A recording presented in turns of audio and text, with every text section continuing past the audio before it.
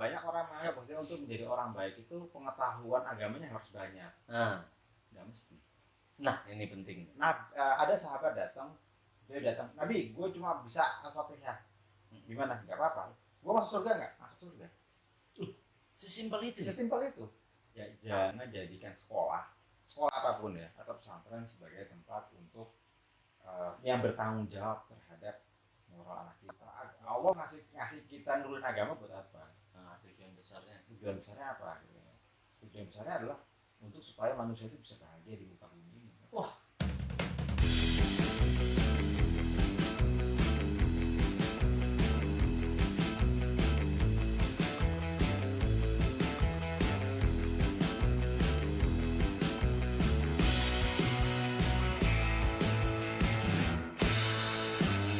Assalamualaikum warahmatullahi wabarakatuh. Waalaikumsalam warahmatullahi wabarakatuh. Kok gue jawab?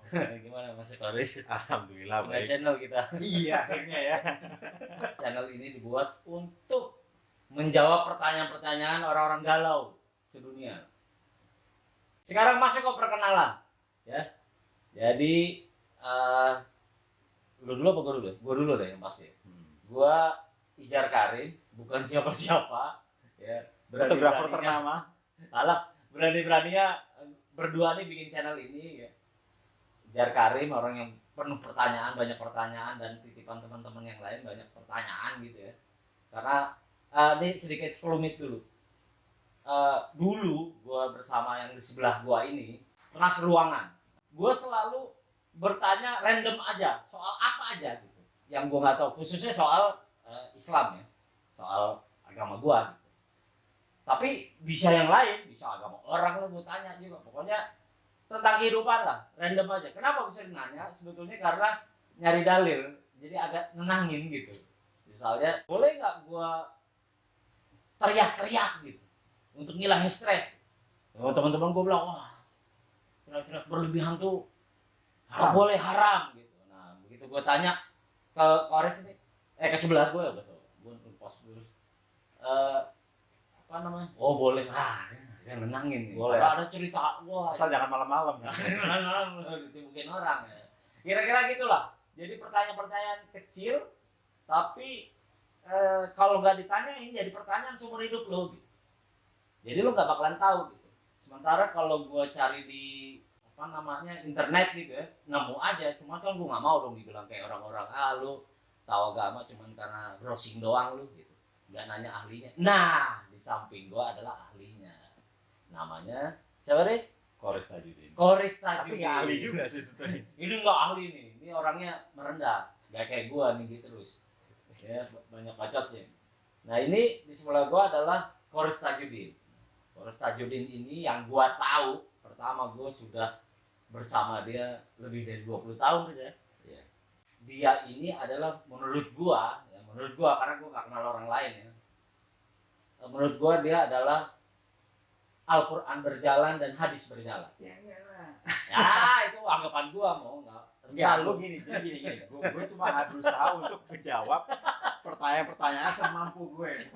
Bukan artinya gue tahu semuanya, jauh dari mampu. Tapi gini, gue mencoba untuk menjawab yang masuk akal. Dalam artian semua, mungkin ada orang yang tahu dalil jauh lebih baik dari gue. Tapi gue coba mendekati pertanyaan-pertanyaan itu dengan lebih manusiawi aja sebetulnya. Nah, iya. Makanya cocok sama gue. Kalau nanya sama yang lain tuh enggak, haram, halal. Penjelasannya kadang nggak masuk ke kepala gue gitu. Tapi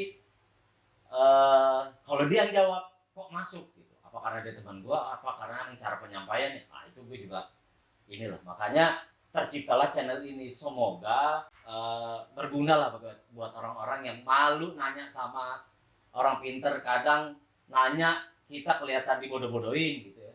Kalau sama Kores ini gue rasa enggak sih Dipinter-pinterin. Dipinter-pinterin, malah Pinter lu. Oh iya. Nah, Kores Tajudin ini lulusan Mesir. Jadi gue nggak nanya sama orang yang asal aja ya. Maksudnya yang nggak ada ilmunya. Nah, menurut gue dia ada ilmunya karena dia lulusan Mesir ya. Sekolah bareng Onta, enggak. Ya, jadi dia Kalau Samatir di mana, Riz? Fakultas Usuluddin, jurusan hadis, Universitas Al-Azhar. Nanti dulu. Usuluddin itu apa? Usuluddin itu adalah, kalau diartikan secara harfiah ya, usul itu adalah pokok. Nah, din itu agama. Jadi pokok-pokok agama. Isinya sih sebenarnya ada tiga jurusan. Satu adalah Quran, pasti pokok agama ya. Iya, pokok agama. Yang kedua adalah hadis. Oke, hadis. Nah, yang ketiga adalah filsafat. Hmm. Kenapa ada filsafat? Karena Quran dan hadis harus dipahami dengan konteks tertentu. Oh. Jadi nggak bisa kita memahamin ayat sama hadis hanya tekstual aja. Kan harus dipahami dengan konteks peradaban, konteks kebudayaan, sosial, Betul, psikologi, dan segala macam. Nah, itu semua itu ada di filsafat. Hmm. Oleh karena itu harus dipelajarin semuanya, konteksnya ketahuan gitu kan ya. Oke, ini ada 3 jurusan nih. Satu Al-Quran, satu Hadis, hadis, satu filsafat. filsafat. Kalau lu masuk Al-Qurannya apa yang lu pelajarin jadi? Ya Al-Quran, Jadi, tafsirnya. Tafsirnya menghafal doang. Nah, semuanya harus menghafal Quran. Oh. Tapi nggak hafal 30 juz. Gawat. Terus Kalau yang orang orang orang asing kayak gue, kayak kita ya, orang asing Indonesia, pokoknya bukan orang negara-negara Arab, itu 8 juz, 84 tahun. 8 juz harus hafal. 1 sampai juz 8. Hafal artinya, hafal bacaannya. Hafal bacaannya sampai titik koma kan. Sampai titik koma. Iya kan, harus Panjangnya. Oh iya. Mana kan harus tahu. Oh iya. Jadi kalau lu Al-Quran itu jurusan Al-Quran doang yang dipelajari. Enggak. Maksud gue hafal doang. Kalau hafal doang kan Enggak, bukan hanya hafal, tafsirnya juga. tafsirnya juga ya. Jadi lebih dalam ke, memang tafsir hadis itu semua dipelajari nanti Iya. ya sebagai tapi untuk di jurusan Al-Quran misalnya itu lebih dalam lagi. Lebih dalam lagi. Yang di jurusan hadis yang didalemin hadisnya, Nah. jurusan filsafat dalamin filsafatnya. Filsafatnya.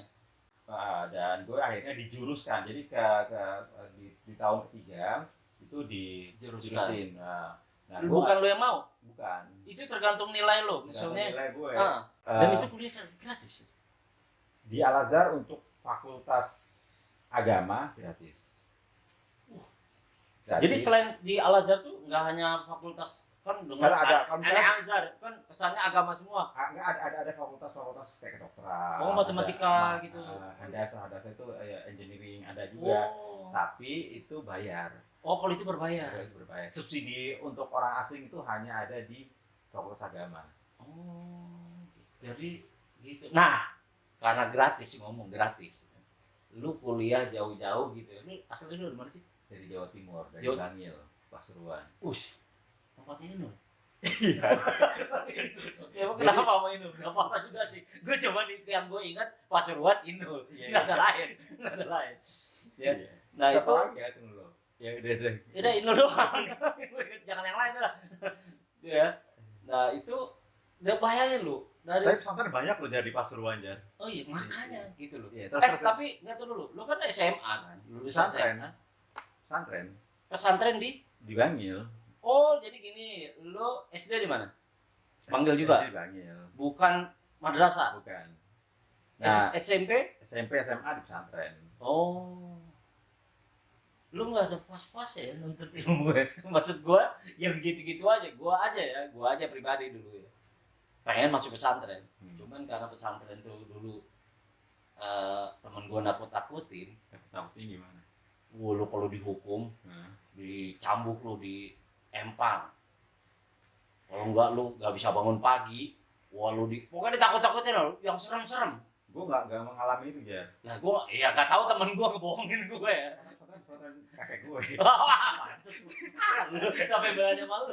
Bukan. Ya keluarga lah, tiap buyut itu yang mendirikan pesantren itu. Nah, jadi apa namanya? Tapi gue nggak dipanggil Gus.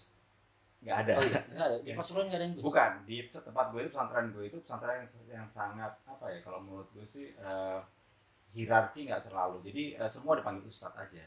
Kiai nggak ada. Gue berpikirannya Jawa Timur tuh Ya, Gus semua. NU. Enggak. Ada beberapa, itu sangat beragam. beragam. Jadi tempat di Bangil itu adalah sangat beragam. Ada yang NU banyak karena memang pusatnya ya NU.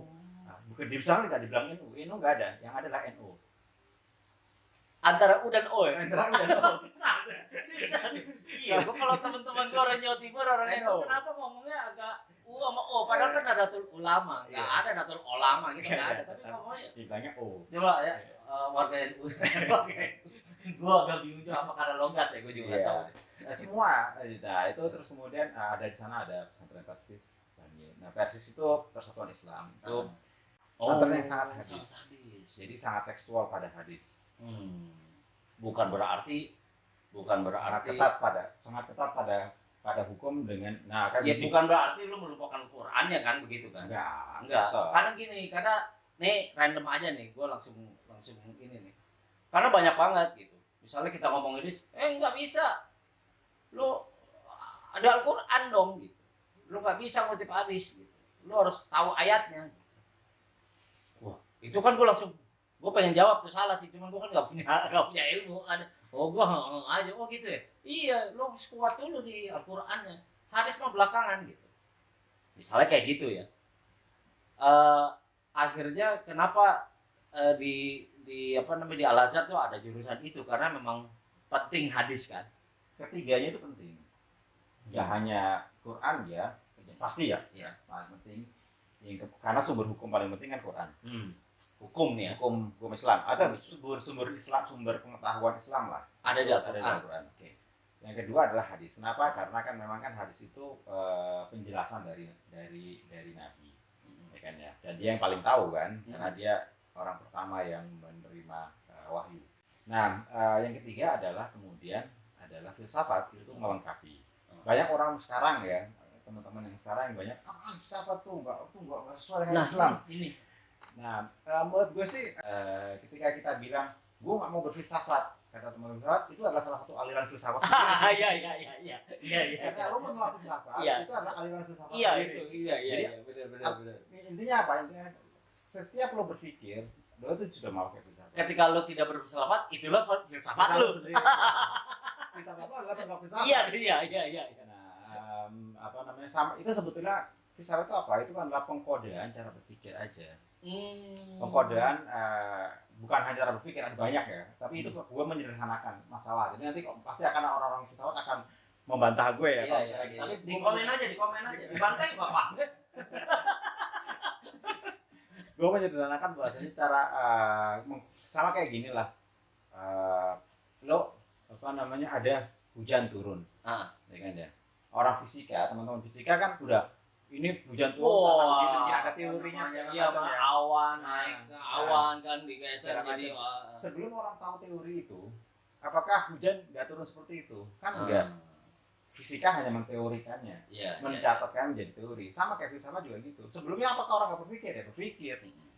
Orang menolak ya berpikir nggak berfilsafat, ya berfilsafat. Tapi dia nggak percaya pada kode-kode itu. Nah, kira-kira gitu. Jadi tiga itu penting. Kalau dalam hukum Islam itu kan pemakaian akal itu misalnya ada dalam kias, gitu kan ya. Ditanya. Kiasnya apa? Kias itu apaan? Gitu kan. Nah, Kias itu apaan? Jadi ada kan Quran, hadis, kemudian kias. Kias itu apaan? Sama dosennya itu orang begini ini, diambil gini, mahasiswa gitu, taruh ke tembok, gubrak terus gini sama pakai penggaris, jrek. Nah ini kias. Kias itu ngukur katanya. Menyamakan. Jadi gini, lo tinggi lo segini sekian sentimeter, itulah jadi tinggi lo dikiaskan, disamakan dengan itu. Nah kias itu menyamakan. Jadi ya misalnya begini. Tahu nggak apa namanya zakat? Oke. Zakat ya. Zakat dokter ada nggak? Hadisnya nggak ada, di Quran nggak ada. Nggak ada zakat dokter. Zakatnya fotografer ada nggak? Nggak ada. Zakatnya makanan kayak gue ada nggak? Nggak ada. Jadi kan ya. Dicari nggak ada. Yang ada itu zakat tuh ya pertanian, perdagangan, sama apa namanya pertanian sama yang banyak itu pertanian sama ini ya peternakan, lalu kemudian ada emas dan segala macam. Nah kemudian profesi ada di mana, jasa ada di mana, Nggak ada profesi benar-benar. Akhirnya dikiaskan.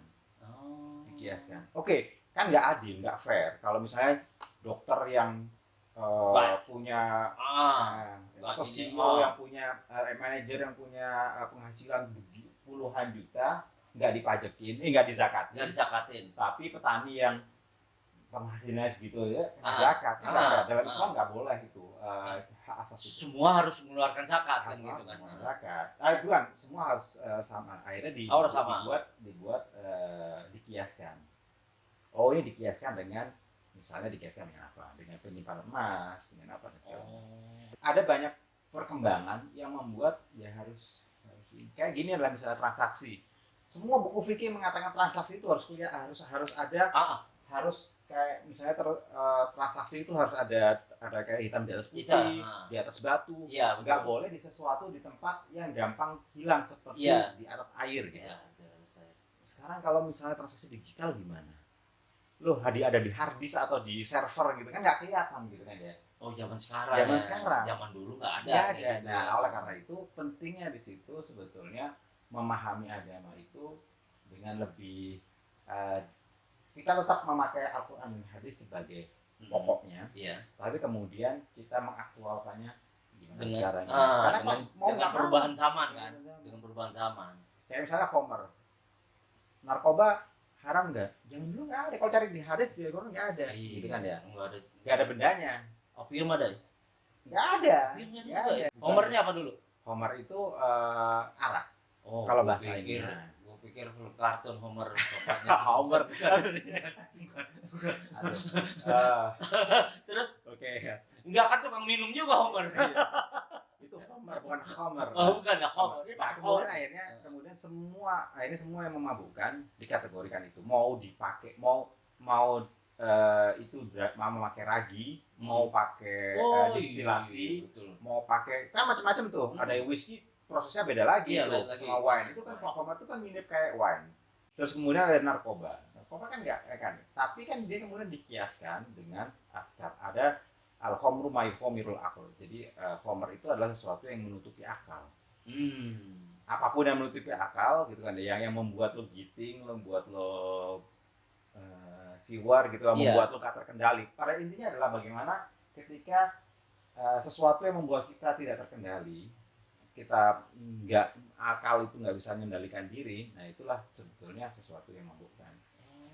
Termasuk kemarahan. Oh iya, itu udah hilang ya.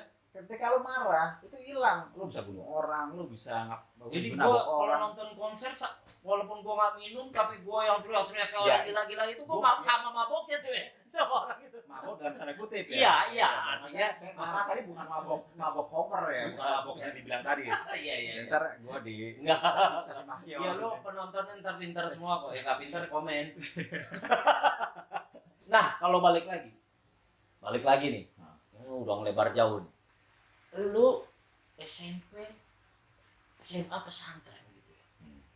Apa terus begitu lu kuliah lu malah cari kuliah yang makin berat gitu loh. Jadi kalau gua kan lulus SMA tuh kayak apa namanya? Kayak puncak gua gitu. Kayak puncak gua. Lalu di mana puncak lu gitu kan? Lu aja begitu SMA aja lu langsung kuliah Al-Azhar lagi. Dan nggak sembarang orang masuk Al-Azhar gitu. Taruhlah lu pinter gitu ya. Tapi kok lo mau gitu? Kan banyak yang orang pinter tapi nggak mau. Tapi kok lo mau gitu kuliah begitu, apa emang atmosfer lu dari kecil memang sudah gitu. Jadi lu enteng-enteng aja gitu. Oke. Kan menurut gua ini penting gitu ya, buat pilihan orang-orang yang apalagi zaman sekarang ya. Pesantren. Aduh. Gini ya. Nah, langsung gitu. Sekolah ke Arab, Suludin. Aduh, zaman canggih gini gitu. Apa emang perlu sekolah lagi gitu. Nah, yang gitu nih menurut gua orang-orang kayak gitu, orang-orang kayak lu perlu sharing gitu. Buat orang-orang, kenapa sih pentingnya lu kuliah tinggi-tinggi soal Suludin gitu. Lu di pesantren kurang apa? Ya. Nah, terus gimana, Des? Bokap gue sebetulnya atau dan ibu dan bapak, ayah dan ibu gue sebenarnya nggak menyuruh gue untuk masuk ke pesantren atau enggak. Mereka membebaskan. Mereka sendiri nggak sekolah pesantren. Tapi enggak kan keluarga lu? Iya, keluarga dari ayah itu keluarga santri, keluarga pesantren. Ya kan? Karena kakeknya ayah kalau nanya sama lu kan sanatnya harus jelas ya. jelas. Terus. Nah, tapi dia nggak karena dia sendiri nggak ditekankan harus masuk pesantren gitu ya. Nah, Nah, gue jadi enggak. Tapi ketika mau lulus SD, ayah nanya, setelah ini mau kemana? Gue bilang mau ke pesantren. Beneran? Lu Iya. jadi lu yang pingin Gue ya, sendiri yang pengen. bukan kamu lulus pesantren ya, Enggak. kata bokap itu enggak. Nah, menurut gue sih orang Ini ketika lu SMP, SD, SD ke SMP, SD ke SD lu udah bisa menentukan itu. iya harus menentukan. Yang lu kan? bayangan lu masih inget gak? Yang lu bayangan lu tuh apa sih ketika SD? Karena gini kan, banyak anak pesantren datang ke rumah gue, mereka pengetahuannya bagus dan segala macam. Tapi emang lu berarti kan dari kecil punya passion ke sana. passionnya di situ karena lingkungan lu juga begitu. Karena kan? lingkungan ke sana. Jadi pengen lah ke kayak mereka gitu. Dan gue rasa memang kalau kita pengen nyekolahin anak ke pesantren, kita harus tanya dulu ke anak. Nah, iya penting. Mau nggak dia? Karena jangan sampai kita nyekolahin anak ke pesantren itu karena obsesi kita. Banyak sekarang teman kita orang tua yang Temen gue banyak, bahkan bukan obsesi. Ya, kalau obsesi, kalau orang tua pengen anaknya masuk pesantren karena lu belajar agama, masih oke lah. Tapi ini temen gue banyak yang ekstrim. Dia Badung. Ketika anaknya Badung, lu gue masukin pesantren ya. apalagi begitu. Jadi menurut gue nggak setuju sama beberapa orang kayak gitu yang masukin pesantren itu karena anaknya Badung gitu. Gue berpikir, nih karena emang lu nggak bisa ngurusnya, terus lu ngasih ke pesantren ke kiai untuk mendidik anak ini gitu. Di zaman Nabi sendiri, Nah, itu ada sekelompok sahabat yang memang tinggal di masjid. ini cikal bakal pesantren. Cikal bakal pesantren. Ini penting, gue aja baru mau tahu nih. Jadi ada kayak orang kayak Abu Hurairah gitu kan ya. Ada Oh. beberapa sahabat-sahabat Nabi yang kalau kita lihat tuh mereka banyak sekali meriwayatkan hadis. Itu biasanya itu hidupnya 24 atau sehari-hari itu mingle sama Nabi. Oh. Dan karena Nabi itu tinggalnya di Masjid Nabawi, terus sebelahnya rumahnya Nabi, maka mereka tinggalnya di rumah Nabawi. Ya Abu Hurairah dekat banget ya. Dekat banget karena mereka dia tinggal di. Tapi nggak semuanya kayak gitu.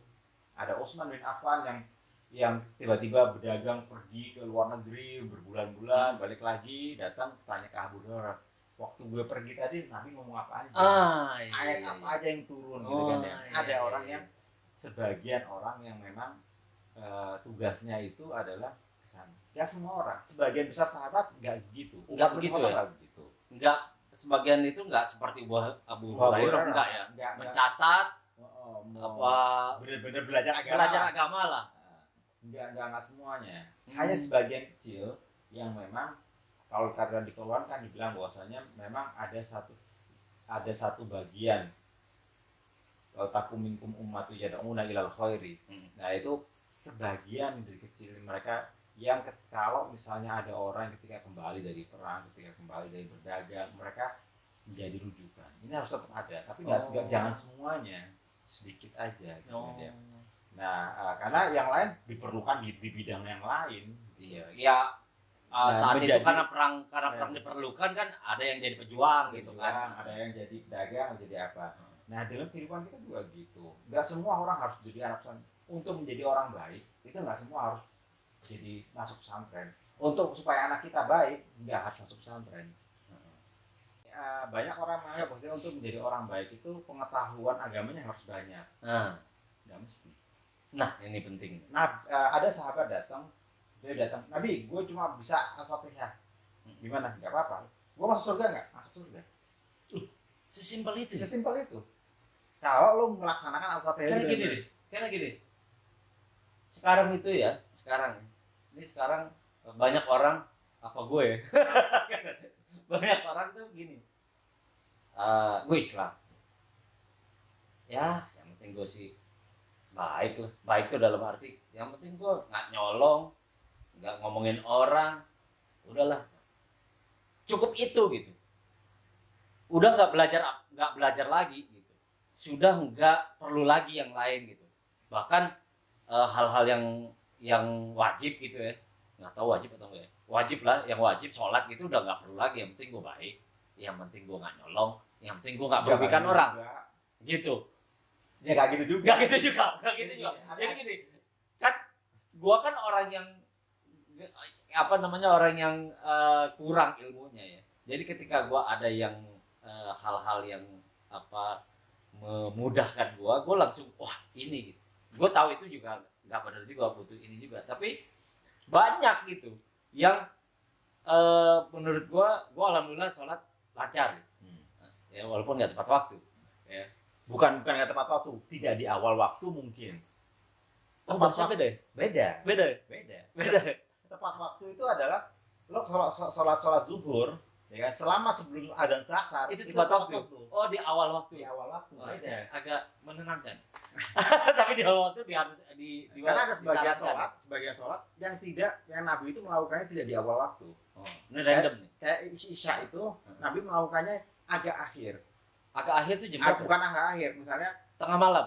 jam Menjelang 9. Oh, jam 9. Nah, sahabat itu sampai nunggu sampai ngantuk-ngantuk gitu. Dalam salah satu hadis sahabat nunggu Nabi komat itu, nyuruh komat itu sampai ngantuk-ngantuk. Kenapa? Karena memang Nabi memanjangkan itu tentu tidak di awal waktu. Oh. Jadi tidak semua sholat harus di awal waktu. Sebelumnya ada rapat nggak? Nggak ada. Kita gitu ya. Kan sering ngumpul. Kita deadline dulu. Oke, balik lagi ke yang tadi. Nah, tadi kita ngomong apa nih? soal itu Nabi Al-Fatihah gitu. Oke. Jadi gini, ada beberapa sahabat yang datang ke Nabi. Nabi, saya ngomongnya gitu ya, tema gini. Kira-kira. Saya hanya melaksanakan sholat wajib. Saya nggak melaksanakan sholat sunnah. Saya hanya melaksanakan puasa yang wajib. Saya melakukan ini itu ya. Saya nggak melakukan ibadah-ibadah yang lain. Gua banget. Nah, terus dia tanya, saya mau surga nggak? Nabi mau surga. Alhamdulillah. Dalam artian ya dia itu kan bukan berarti kemudian semua, tapi gini, kan kita kan jaga-jaga, kita kan punya dosa juga kan. Menarik. Sehingga kita jaga-jaga Habis dengan gua tenang, langsung dikasih kerjaan. dengan beberapa amalan-amalan yang mungkin bisa menyeimbangkan. Nah, tapi begini, tapi kalaupun kita mau yang pas bandrol gitu kan ya, Nabi memberi kesempatan untuk itu ya boleh juga gitu. Artinya apa? Sebenarnya nggak nyusahin gitu loh. Dan jadi orang Islam juga nggak semuanya harus tadi kita balik lagi ke yang soal masuk pesantren atau enggak. Nggak semua orang juga harus masuk pesantren untuk bisa baik. Dan pesantren itu bukan, nah ini kiai gue pernah ngomong, ini langsung ke gue ya, kiai gue dia curhat ke teman-teman, kenapa ya orang-orang itu menganggap pesantren itu kayak bengkel, lo udah rusak baru lo masukin ke sini. Nah, itu yang gue bilang, bahwa orang tua ya, udah susah nih, anaknya bandelnya setengah mati nih, menurut si orang tua ini. Udah nggak bisa lah nih, gue masukin pesantren lo biar bener gitu. Nggak salah lah. Pesantren bukan itu. Pesantren itu adalah lembaga pengetahuan.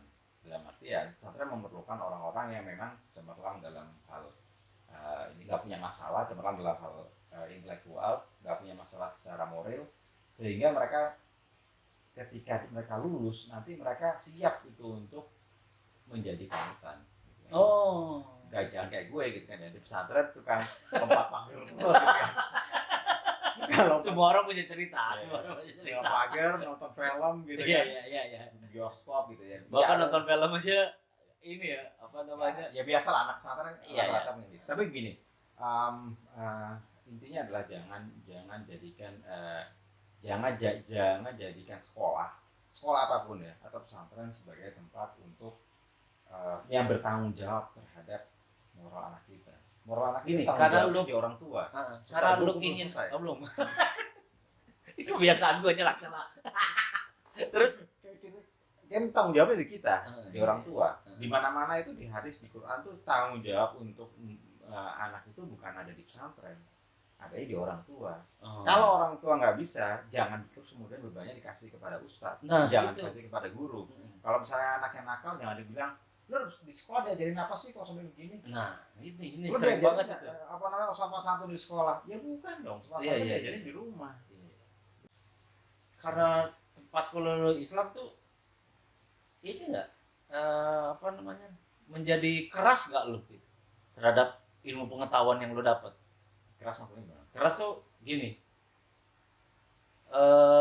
lu tidak bisa menerima pendapat orang lain gitu. Oh, Apalagi perbedaan gitu. Saking lu udah tahu banget gitu. Oke.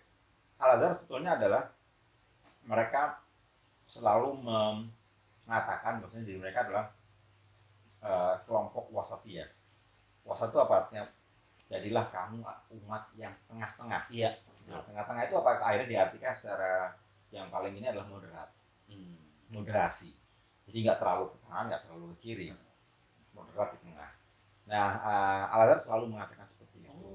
Nah, yang kemudian kalau misalnya ada lulusan Al-Azhar yang keras gitu ya, jadi radikal dan segala macam, berekstrim ke kanan dan atau berekstrim ke Iya. kiri,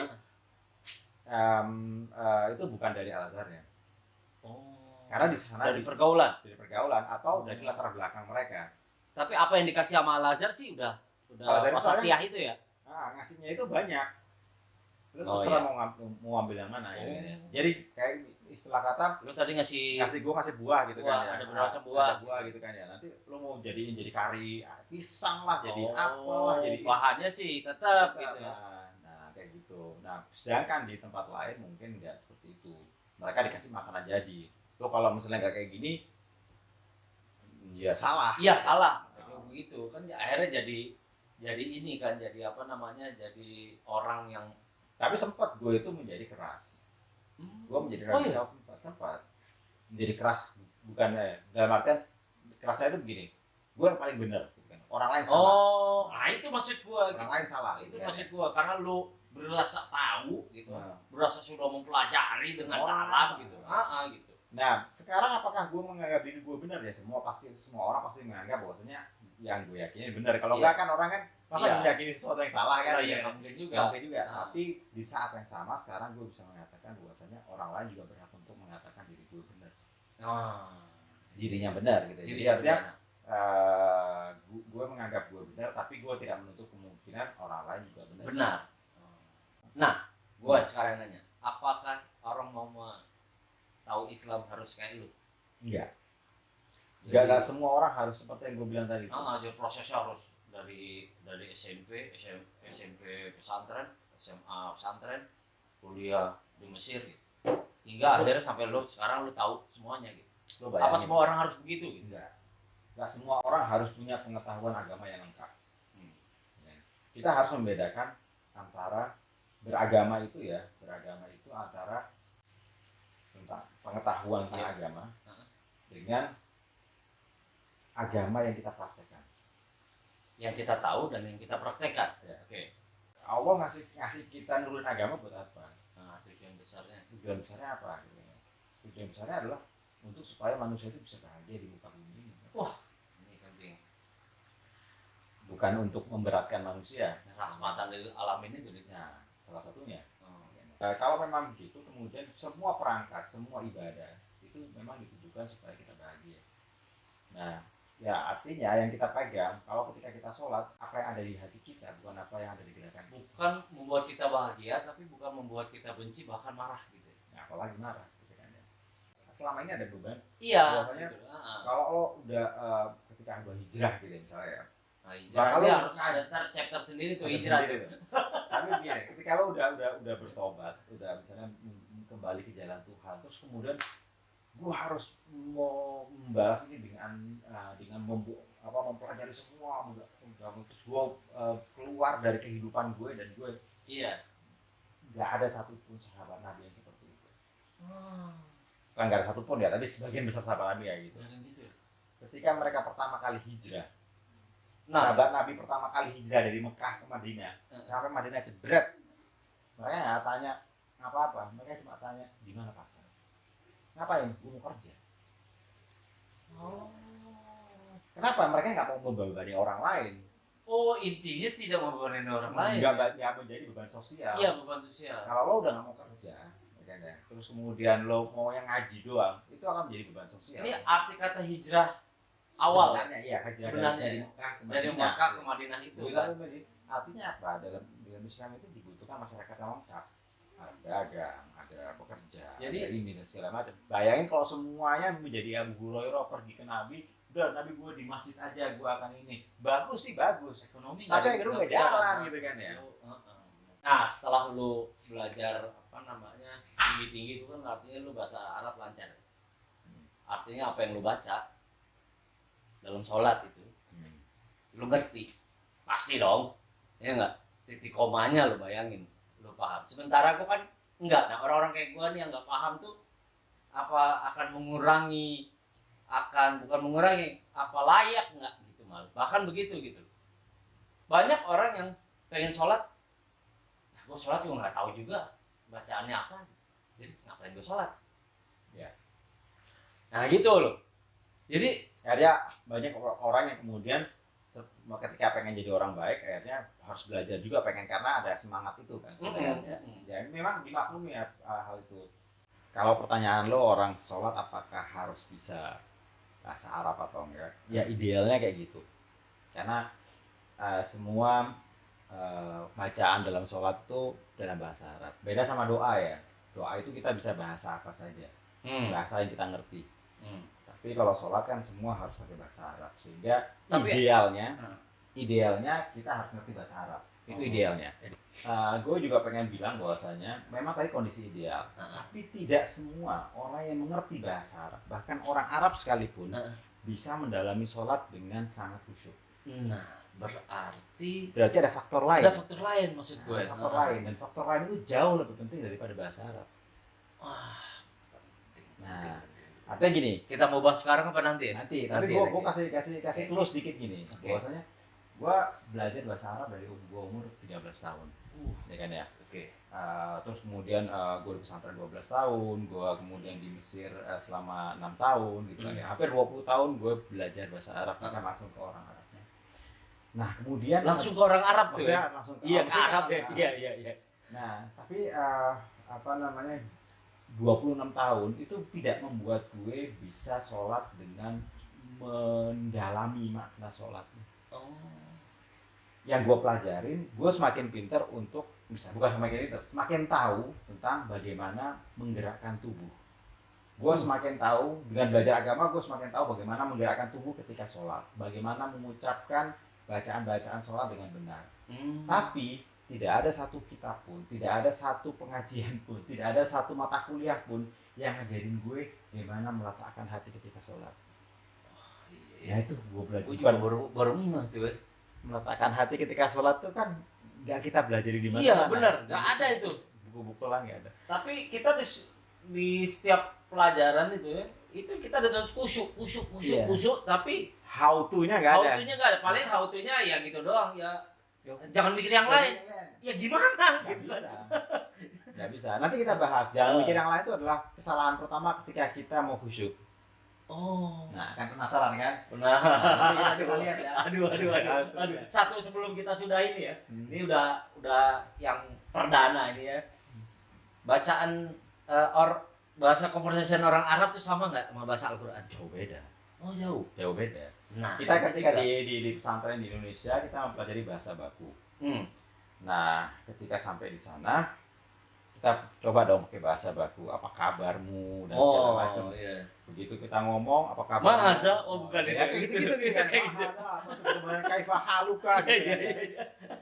Tahu nggak masa? Gue tahu di mana dulu. Apa itu? Apa itu? Apa ini? Apa ini ya? Kemudian orang-orang dengar kita ngomong dengan sangat baku itu mereka bilang Shadaqallahul-Azim. Target lu lagi doa ya. Karena di sana itu yang pakai bahasa baku di Mesir ya, yang pakai bahasa baku itu cuma khutbah Jumat. Sebentar. Orang Arab Saudi sama Mesir beda? Beda jauh. Logat atau logat dan ini kayak gini lah. Kalau orang Mesir itu nanya apa kabar itu Zayak. Nah, kalau orang Arab Kuwait atau apa Islaunak. Kalau di Mesir Islaunak itu artinya warna kamu apa? Jauh. Dan mereka orang Mesir nggak bisa bilang koris. Apa? Huruf kof di sana hilang semua. Lu. Jadi koris dibacanya aris. Iya gitu. Iya jauh dong berarti jauh. Jadi kalau misalnya mereka nggak punya J, punyanya G. Jadi Junaidi nggak ada di sana, yang ada Genaidi.